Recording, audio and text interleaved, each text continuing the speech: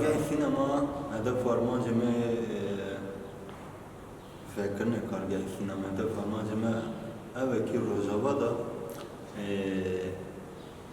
beşi sinema peş bikeve. Mesela çandu huner beşevi müzik, tiyatro, goven, resim, heykeltıraş kadar ki peş ketti yani.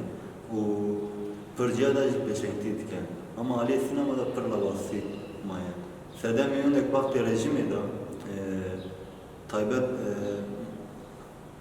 Xatı Rojava da Ali sinema ve siyaset rejim bu kadar kırım yani. Ne de geliyor Kürt ser zamanı o filmi o çeke, ser zamanı o dokümanter o çeke, ser zamanı o kurta filmi o çeke bine ser zamanı.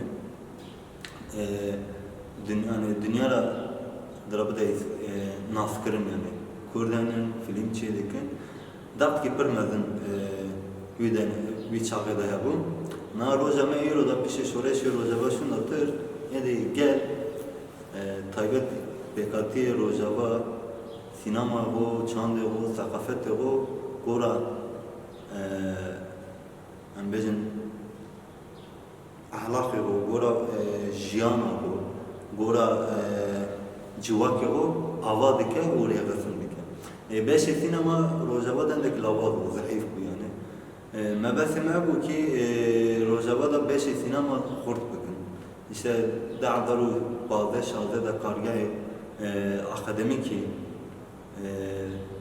Rojava'da ve bu beş sinema lübetçi o Kürt o piştiği kadar ki Kürt'e film atışandın o dokümanter avabun o bana tevayı prani evi muraf rahat kare beje ki endamı kargay ya da endamı akademi şey یک تحرک و بشه سینما خنده بون نه یازده دوزده کرده فیلم و ده فیلمی جی درش چه کرم پیشوازی کرم پیشته وی گاوشون دا هم ناس کرن که پیوستی کی پر مزن هیا و جواک و گل جوان روزاوا وی بشه را فکرینه و دقیقا خو پیش کرینه جبنا وی هم سر وی هەوڵدان خەبات زێدە بکەن جواب ئەم بێژن پێکاتیە جودادا ئەم تەبلی وی کارێ بکەن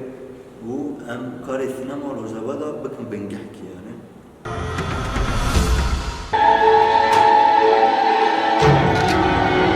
ئەم ژ مرنێ مەزنترن ئەمێ نەیلن کۆبانێ بکەوە